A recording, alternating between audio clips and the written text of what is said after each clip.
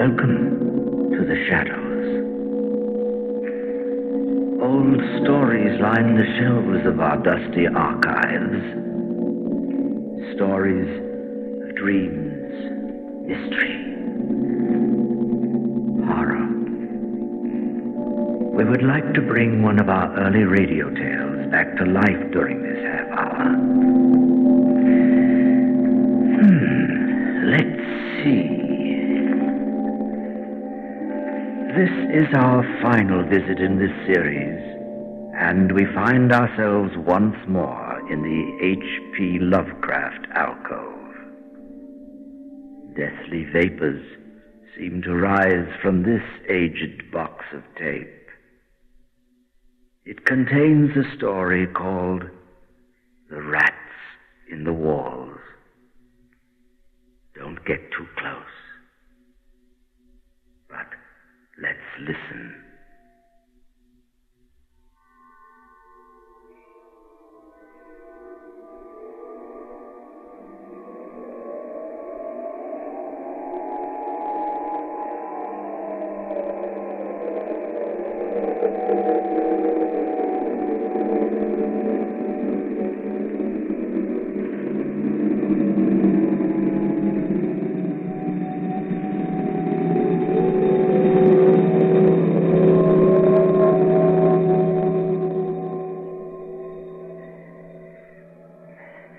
The restoration of Exham Priory had been a stupendous task.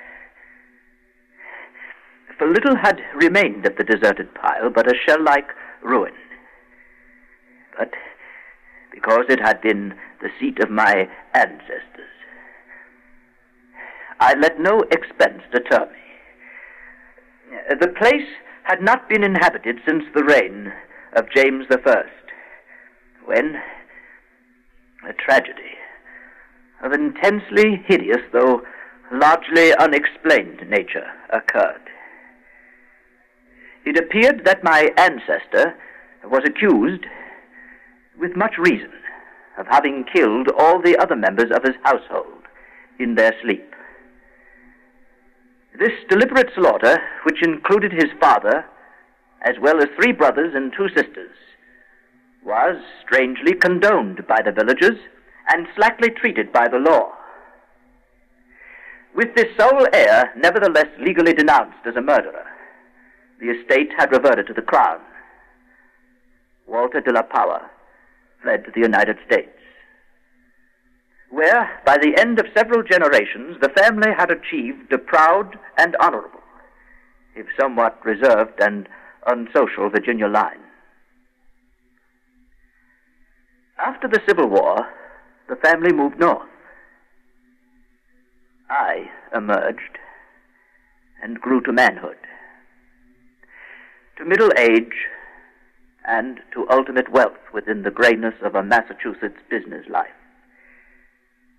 I traveled, eventually to England, eventually to Anchester, eventually to the ancient family seat, Exham Priory itself. A jumble of tottering medieval ruins, covered with lichen, perched perilously upon a precipice, denuded of floors and other interior features save the stone walls and the separate towers. The priory had been allotted to the estate of the Norris family by the crown. And now, 3 centuries later, I purchased the ruin for a surprisingly reasonable figure, and resolved to divert my remaining years by restoring my ancestral home.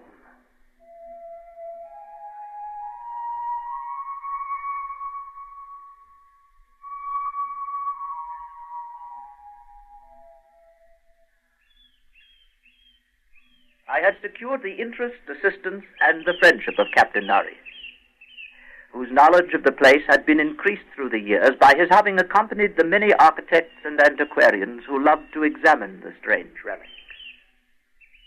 Mind your foot on that big stone over there. The architecture, you see, is peculiarly composite.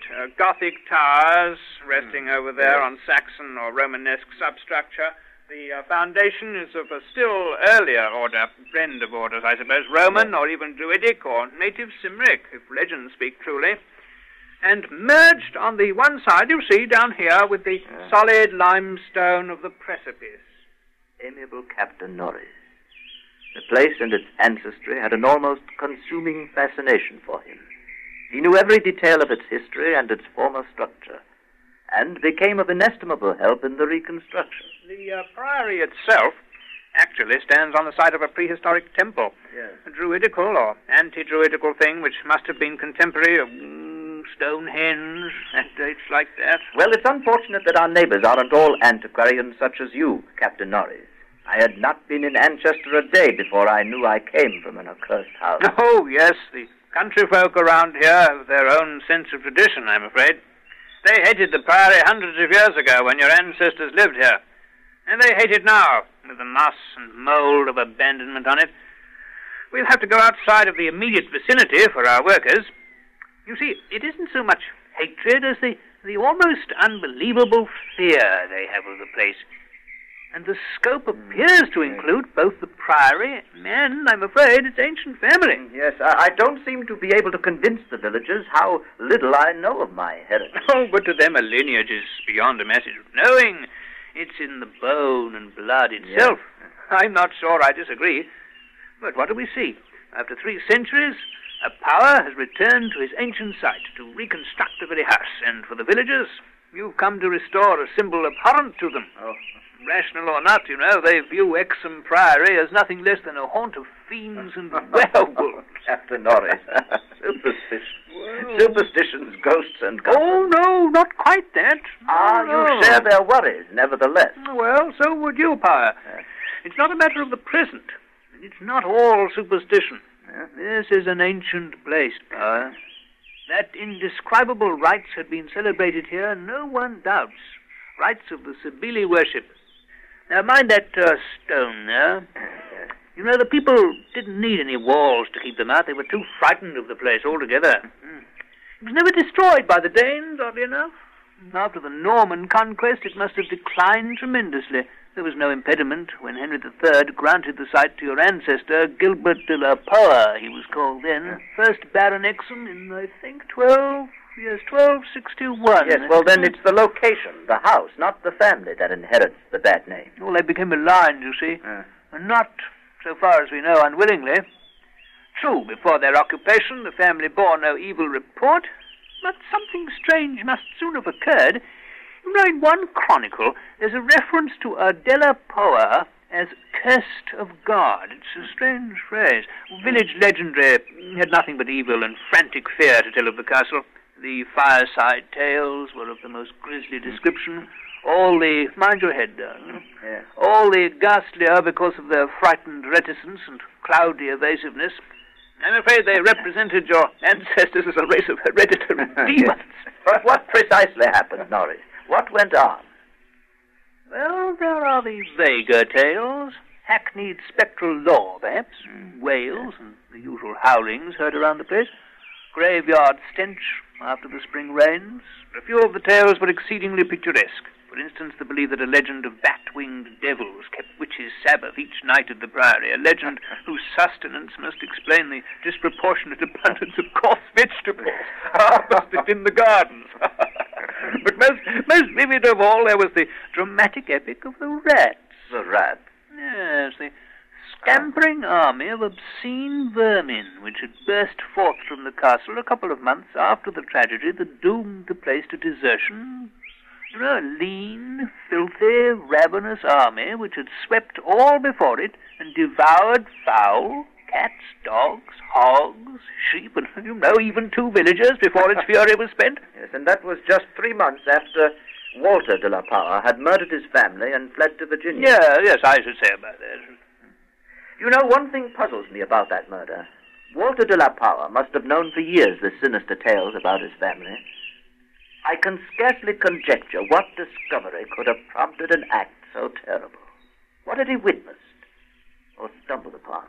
Oh, take this parcel down here. Yes.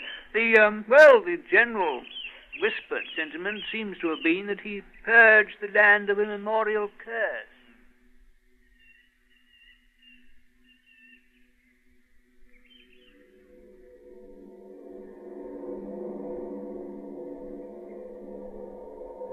Such was the law that assailed me as I began, with an elderly obstinacy, the work of restoring my ancestral home.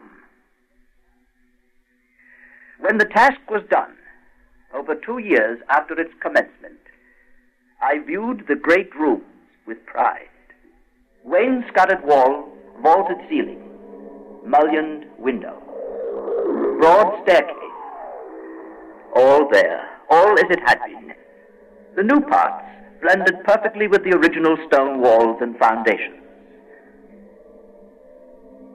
The interior of the old house was, in truth, wholly new, and free from old vermin and old ghosts. The first incident occurred 6 days after I moved into the priory. That night, dispensing as usual with a valet, I retired to the west tower chamber, which I had chosen as my own.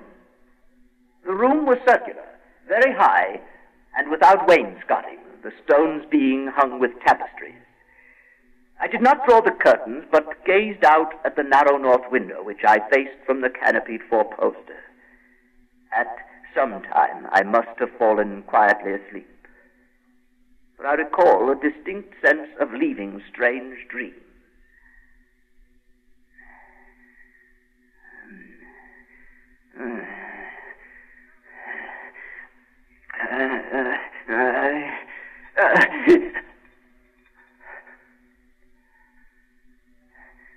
As I awoke, I found myself looking intensely at a point on the wall, a point to which my eye had nothing to mark it, but toward which all my attention was directed. Whether the tapestry actually moved, I cannot say. I think it did very slightly. But what I can swear to is that behind it I heard a low, distinct scurrying, as of mice or rats. Then it was gone. Some sort of effect of echo, perhaps, coming from some other area of the house. There was no need of my looking behind the arras, for the walls were of solid stone, several feet thick.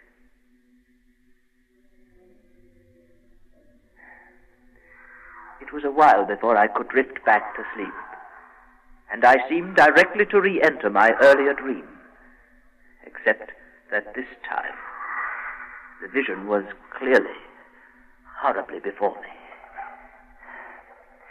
I seemed to be looking down from an immense height upon a twilit grotto, knee-deep with filth, where a white-bearded demon, a swineherd, drove about with his staff a flock of fungus beasts, whose appearance filled me with unutterable loathing. Then, as the swineherd paused and nodded over his task, a mighty swarm of rats rained down on the stinking abyss and fell to devouring beast and man alike. But suddenly I was awake, wide awake. On every side of the chamber the walls were alive with nauseous sound, the verminous slithering of ravenous, gigantic rats. I could see a hideous shaking all over the tapestry. But the motion disappeared almost at once, and the sound with it. I sprang out of bed and tore aside the arras to see what lay beneath it. Nothing but the patched stone wall. I stepped out of the room and stood for a moment at the head of the great ancient stairway, listening to the house. I could hear them. I could hear them faintly at first, but coming from all the walls.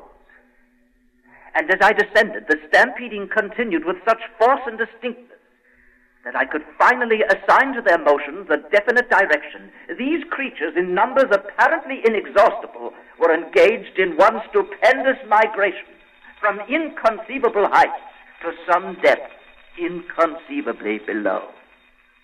Rats? When I questioned the servants, they said they heard nothing. I didn't want to alarm them by insisting. No, I wasn't dreaming, Norris. It was no dream. But there have been no rats at the Priory for 300 years. Even the field mice couldn't be found in these high walls. Wherever would they be found in walls of solid stone? You say they were headed downward. Captain Norris helped me explore the subcellar, but absolutely nothing untoward was found.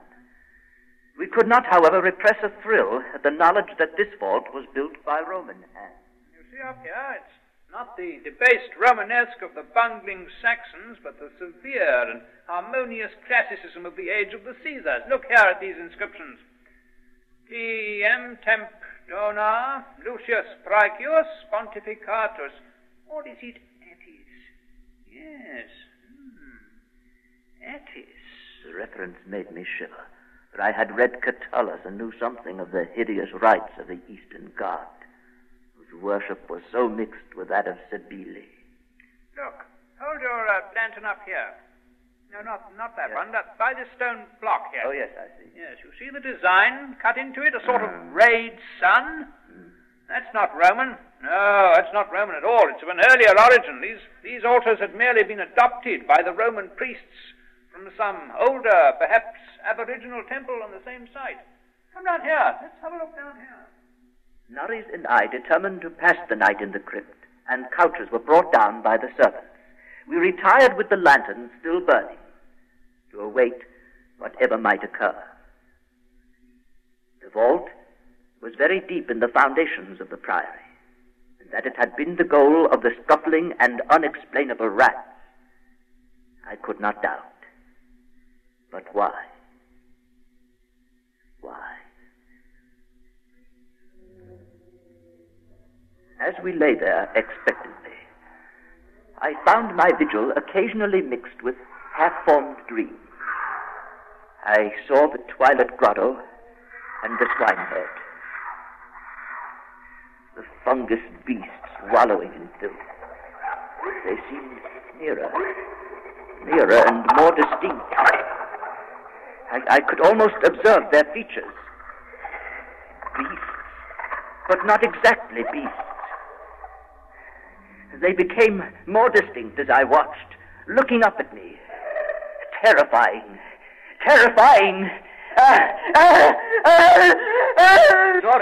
Norris, wake up, Norris. Wake up. What is it, Father? What's wrong? Did you hear them? Did you hear them, Norris? What? The rats. Rats? I heard nothing at all. Still downward. They were going still farther down. No. There are cellars below us, Norris. Cellars? Norris, was it hallucination? Was it madness? Why have they stopped? Why is it silent now? Perhaps you've been shown what certain forces wish to show you. They were headed downward. In this altar, see, Norris? The lantern flickers at the crevice here between the altar and the floor. There must be some kind of... By Jove! There must be some way of descending, some door, some kind of entrance. Balanced by some sort of counterweight, I expect. You see? Look here, look. Yes. The entire stone pivots aside. By Jove! There's your cellar power. A horror. Stone steps descended into an abysmal dark, but scrawled across them as far as we could see, skeletons, attitudes of panic fear all over them, the marks of rodent gnawing, a ghastly array of human or semi-human bones, cretinism, semi-apedom. We descended the hellishly littered steps. Horrifying, but extraordinary. Look here. Out through solid rock. Notice the strokes here. Look, according to the direction of this passage must have been chiseled from beneath upward. No? Look at that. You notice the air? There's a cool movement of air, probably some fissure in the cliffs above. Yes, look, Pa, the stairway ends here. There's light filtering down from somewhere up here. I can't quite see it, but...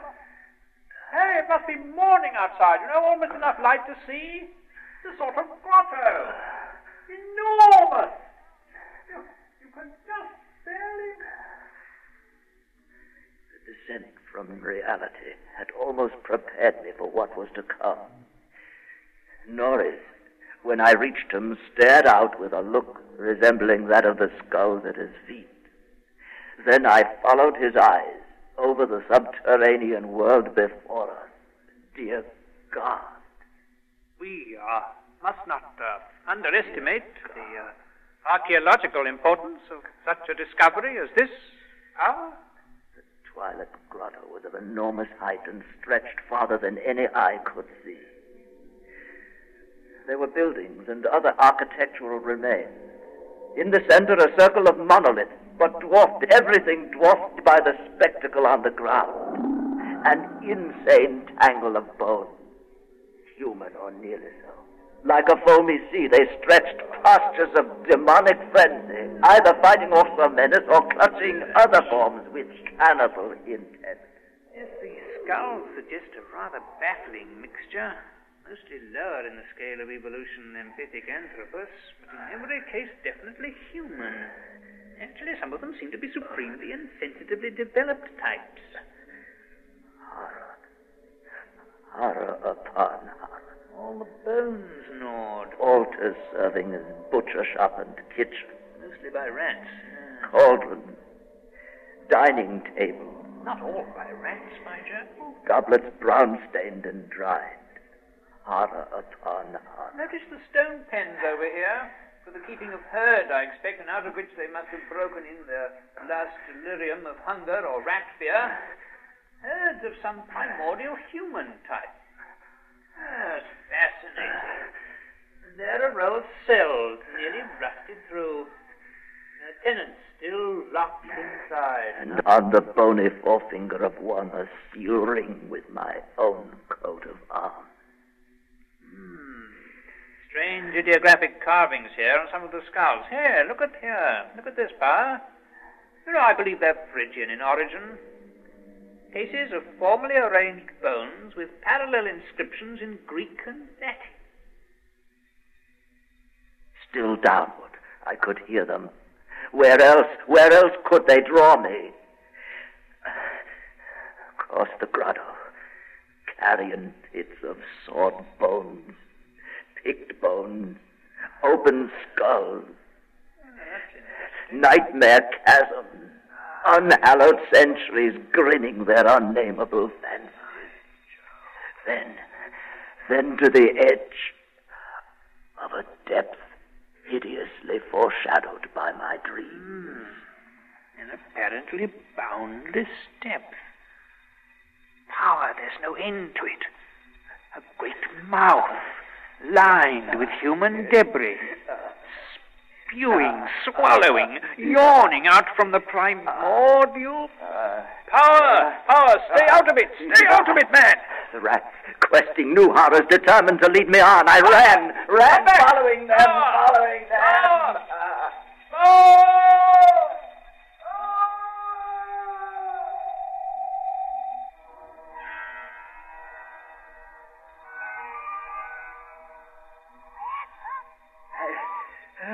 I heard voices, echoes, but above all that insidious scurrying.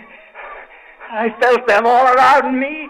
I was one of them, part of the ravenous army that feasts on the living and the dead.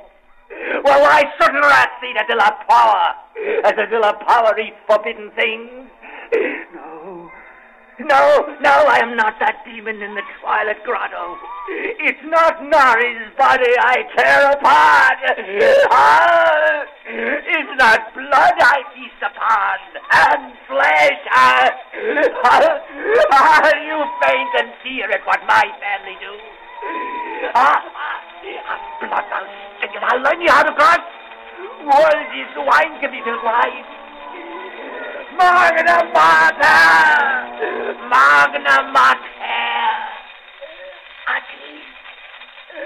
understand, Durga?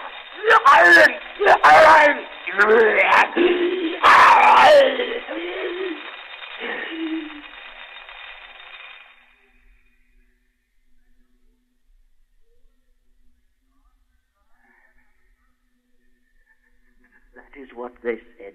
I said when they found me in the blackness over the half-eaten body of Captain Norris.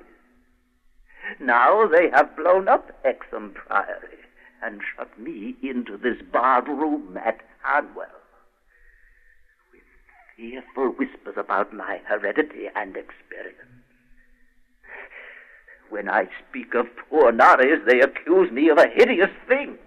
But they must know that I did not do it. I did not do it. They must know it was the rats. It was the rats whose scampering will never let me sleep. The demon rats that race behind the padding of this room and beckon me down to greater horrors than I have ever known.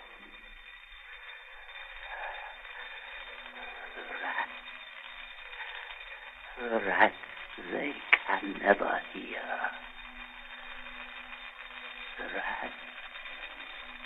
The rats in the wall.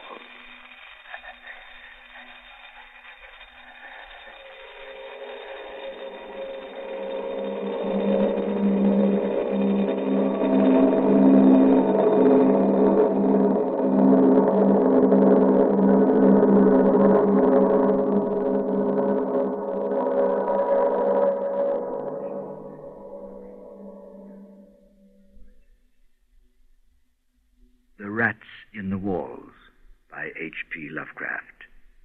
Adapted and produced by Eric Bauersfeld, with technical production by John Whiting. Bernard Mays was heard as Captain Norris. Eric Bauersfeld was de la Parr. Special production for this program was by Jim McKee. Well, that's all for now. Come and visit our archives again for another tale from the shadows. Real soon.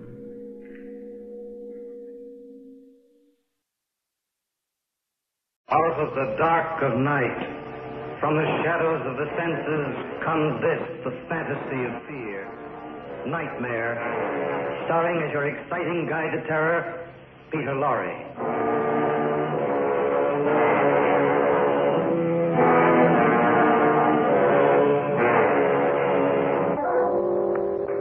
Sleep is an interesting thing. Of course, you are aware that the eye of the mind never closes in slumber. It never tires of seeing things, thoughts, and ideas. Some of these things seen by the mind are in turn caught by the memory. And we awake with a start. Did it really happen, or was I dreaming? And sometimes you're never sure. There is Jeff, who awoke one morning from a somewhat fitful sleep, awoke to find that he was a very unhappy man, and he searched to find a reason for that unhappiness in those first moments of waking. And the weight of worry and suspicion fell upon his shoulders like a well-tailored coat. You are listening to Peter Lorre tell you of The Hollow Footsteps, another transcribed story of Nightmare.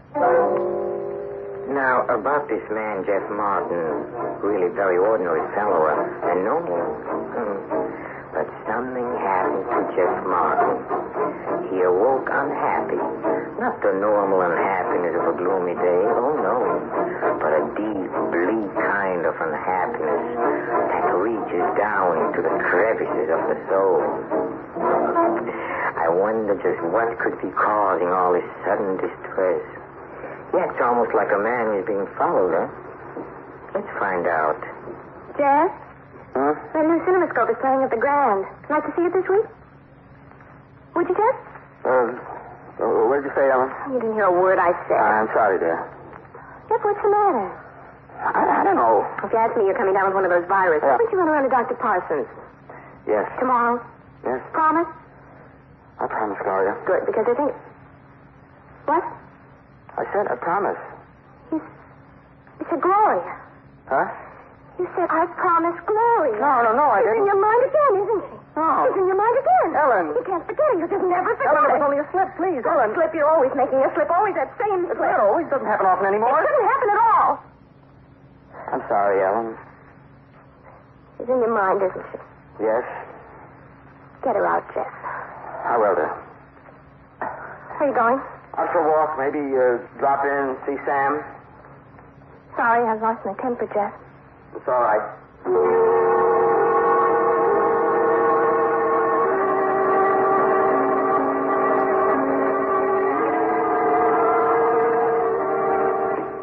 Try it again. You've got to find out. You've got to make sure. There they are. There she is. Don't turn your head. Faster. See? She's following you. Just slow down now. The store window.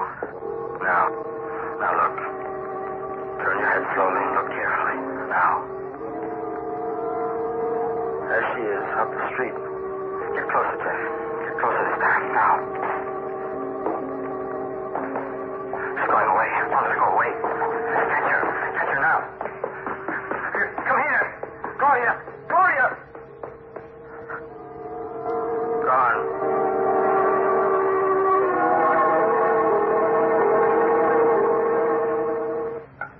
Thanks. Now, what's it all about? Nothing, Sam. I'll be all right. Look, Jeff, I'm your friend. I know. I don't want to pry, but if there's something the matter, some way I can help. Sam, thanks. Well, I'm listening. Did you ever think you were being followed? Followed? What do you mean? Well, I mean, did you ever have the feeling that somebody was following you? Now, Jeff, after I all. told you you'd think I was. I didn't say anything like that. Wait a minute, will I'm you? sorry. Matter of fact, I've experienced that feeling at times. I think everybody has. You think so? Yes, I do. You got another drink? Sure. Something that doesn't amount to anything. You're sure doing a lot of drinking about it. I'll be all right. Well, how's Ellen these days? Ellen's fine.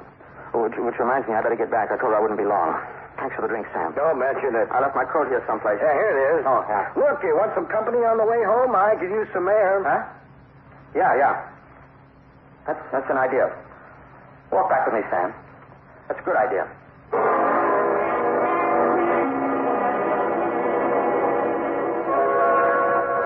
Well, I think you'll be all right, Jeff. Probably just nerves, like you said, working too hard, that's all. You ought to slow down. Yeah, maybe. Lots of people have feelings like this every once in a But it's while. so real. Huh? It's so real. It seems so real when she comes. She? Who? The woman. Oh, see, you're being followed by a woman. Yeah, let's see what you're so worried about. If you take my advice. Wait a minute, wait.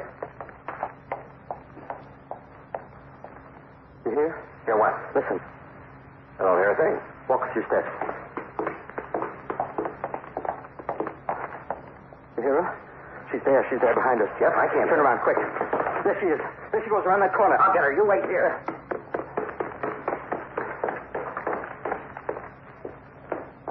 You saw her, Sam. I can't understand it. What's the matter? I just can't understand it. What, Sam? What? She was gone. No place to go, no place to hide. Gloria. What? I saw her face this time. It was Gloria. Gloria? But it can't be, Sam. It couldn't be, could it? Gloria's dead. Been dead for 15 years. You see, now you have part of the answer.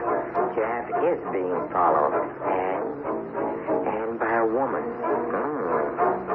Well, a man should not mind too much if he's being followed by a woman. There's no such thing as an uninteresting female. Women are so, what is the word?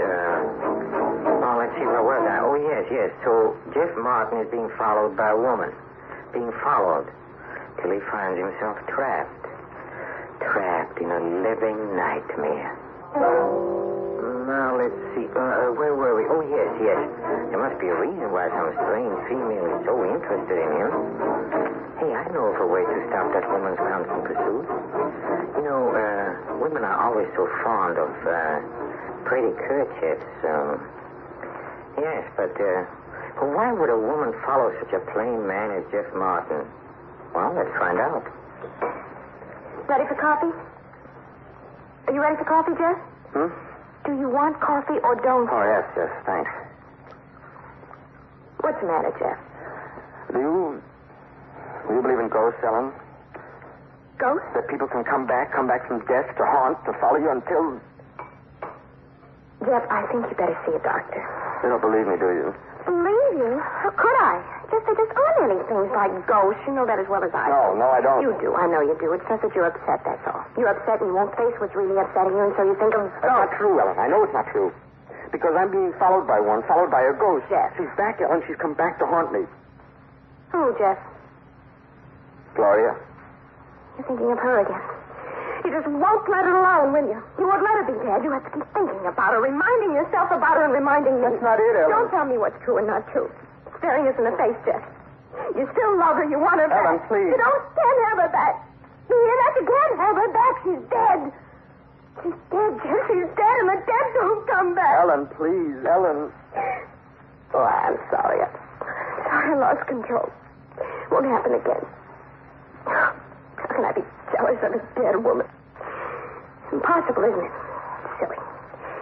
I just wish you'd stop saying your name in front of me, Jeff. I wish you'd stop. Ellen, believe me, I'm not doing this deliberately. She's come back, I tell you. She follows me on the street. Please, Jeff. Ellen, it's true. Please, Jeff, I don't want to hear any more about it. Please. Phone's ringing. Huh? Phone. Oh, I'll get it. Hello? Jeff. Hello, Who is this? Jeff. Who is this? Jeff, darling. Who is this? Who is it? Jeff? Jeff, what's the matter? Nothing. Who was it? Who was on the phone? Gloria.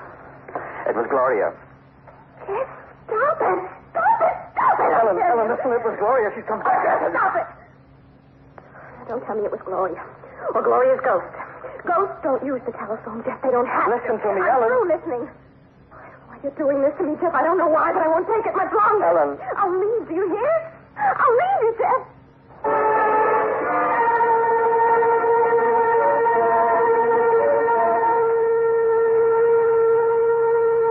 I don't know what to do, Sam. I just don't know what to do. Well, the only suggestion I have is this man Cole, Gerald Cole. I don't know. Why don't you try him? He's a medium, something like that? No, not exactly. I wouldn't call him a medium. He deals with the same problems, but he approaches them from different angles. He's a scientist, Jeff. Very scientific. No phony. I think he'd be able to help. I think so. But there aren't any such things as ghosts, Sam. I know it. I know there can't be ghosts. Then what's the explanation? I don't know. You think there are ghosts, Sam? Do you believe in them? Well, let's put it this way. I don't disbelieve. Remember what Shakespeare said? There's stranger things in heaven and earth? Yeah. You want to see Cole? I can set up an appointment. All right, I'll try anything once. I have to do something. It's expensive. Money doesn't matter, Sam. Nothing matters now but my peace of mind, my marriage. I've got to do something. Tell Cole I'll see him.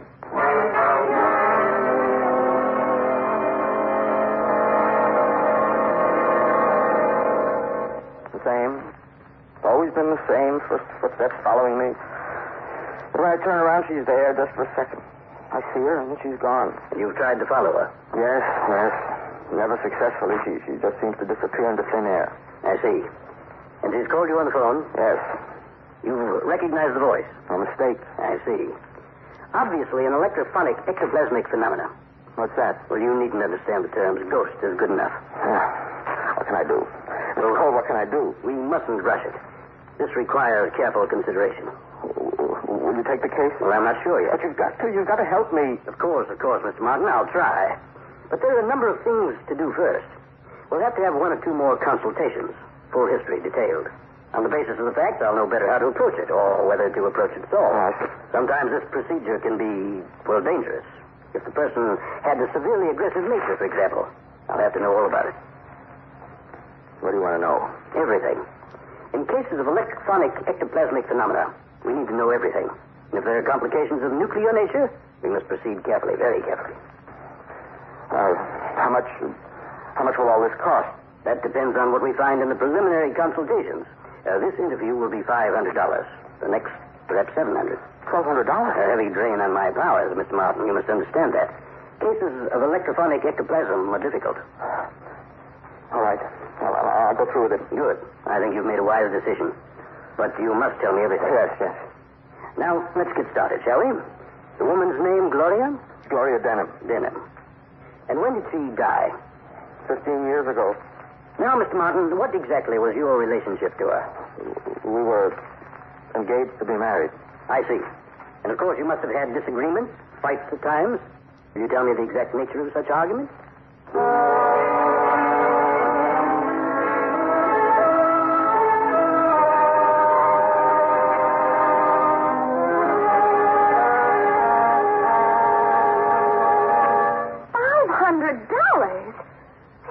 Have you lost all your reason? It's the only way, Ellen. Believe me, it's the only way. I've got to beat this thing. I can't let Gloria go on. Stop it. sick and tired of hearing about Gloria and Gloria's ghost. You're just trying to hurt me, Jeff. No. You're trying to hurt me and ruin yourself. Oh, let me. Ellen. Hello. Jeff, darling. Who is it? Jeff. Who is it? Who is it? Ellen. Gloria. It was Gloria. I heard her voice. Oh, but that's impossible, Jeff. It's impossible. Is it?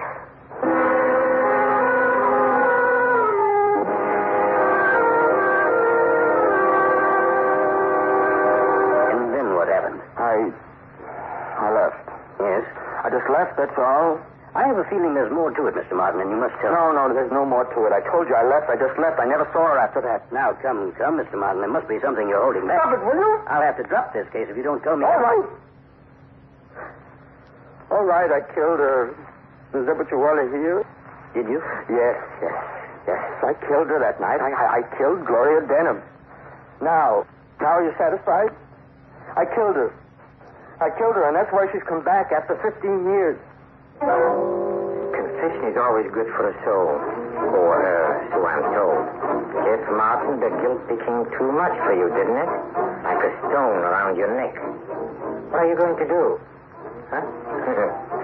Oh, poor Jeff. He's being followed. Followed by guilt. Followed. Until he's found himself trapped in a living nightmare. People, oh, there are so many different kinds of them, and so many of them look like so many of the rest of them, and a few look exactly alike. Yeah, have you ever come face to face with someone in a crowd who looked exactly like you? Perhaps you've met someone who looks like a person you knew, someone you knew very well, a person very close to you. For a split second, you're gripped with terror. It cannot be true. And you know why. It may be for the same reason Jeff Martin has. That person is not alive. I wonder what poor Jeff will do. And then? Well, she fell hard. At first I thought she was only unconscious, but then when I couldn't bring her to, I knew she was dead. That was when I left. I left the apartment. Nobody ever questioned me. I was in the clear, I thought. I never heard about her again. Have a drink, Mr. Martin. Here you are. Thanks. Anyway, it's a relief. Relief to tell somebody. It's been bottled up all these years. I feel better. Of course. Well, I guess you better call the police. Now, Mr. Martin, please don't be so hasty. There may not be any need to call the police. But I killed her. I'm a murderer. Yes, I know. But we must recognize the real role. The police haven't bothered you for 15 years. Why invite trouble now? Gloria's back. That's the trouble. Gloria, we can deal with. We can? A difficult case, but I think I can do it. Yes, we must conduct a seance and put this ghost to bed once and for all. Well, how much will it be? $4,000. $4,000? Oh, no, I can't. Now, you're a man of means, But Mr. that's Martin. all the money I have in the world. It's more than I've got. All right. I won't press you, Mr. Martin. If you feel you can't afford it, you know best. But I feel it my duty to point out the risks you're running, the possible danger. What do you mean? You see, these cases of electrophonic ectoplasm are unique. And there are definitely nuclear photon complications. The woman Gloria has achieved after 15 years of sonic and visual representation. She's obviously a strong positron framework. An exceptional amount of beta gamma omega energy reserve. She will attain a material representation. And then, then what? She has the power to kill. But if you can't afford the seance, Mr. Martin, I understand these things. I'm sorry I can't be of any more help, but my time is... Oh, wait. I'll go through with it. The seance? Yes. When can you do it? Tomorrow, if you like. We'll need a strong life energy frame to resist the powers. All right. See you tomorrow, then.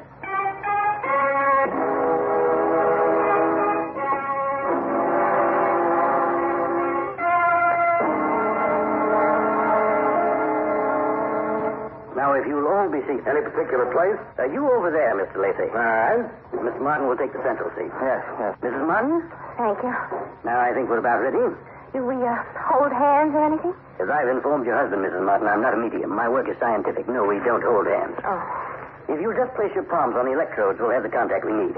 I sit here, you see, next to the controls. It's by means of these controls that we achieve the contact with the electrophonic ectoplasmic beam. I see. Gloria has succeeded in rearranging her energies into a representation of the life form once again. A remarkable feat, if I do say so. But, on the other hand, She's put herself in danger. We can trap her by means of this machinery, you see.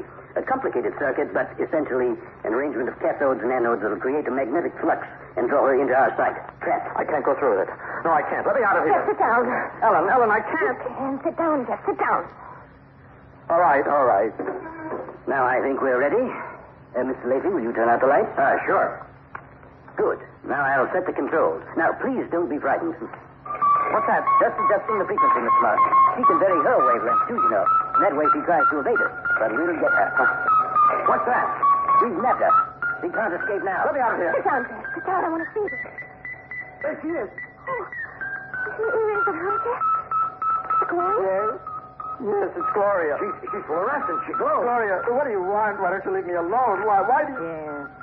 Oh, Jeff, you poor darling. Don't you dare call my husband darling. Be quiet, Ellen. You poor darling, Jeff. I forgot. Oh, Gloria. That's why I came back, Jeff. I didn't want you to suffer. You certainly succeeded. The poor man hasn't had a day's peace for months. Gloria, I didn't mean it. I know that. That's why I came back to tell you I know her. Gloria. You hussy! I'm his wife!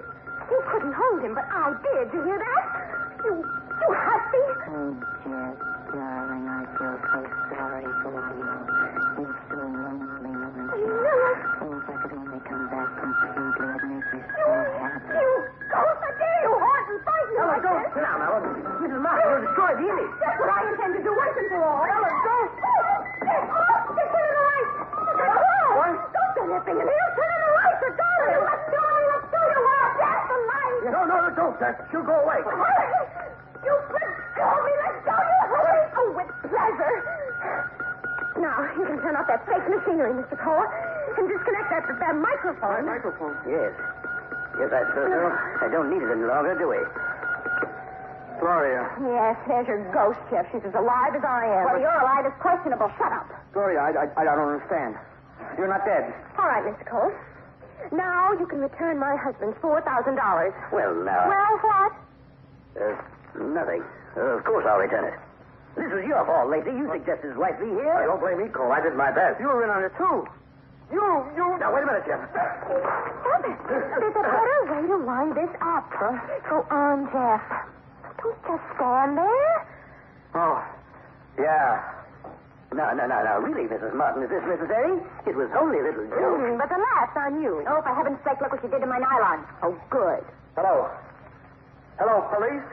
And so it was an awful dream the poor man had, one that left him running crazy mad.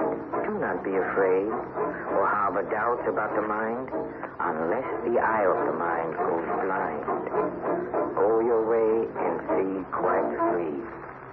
These things never happen to you or me. Oh, I do hope you'll sleep tonight. No, I will. I think I'll have something warm before I retire, and then off to some pleasant dreams.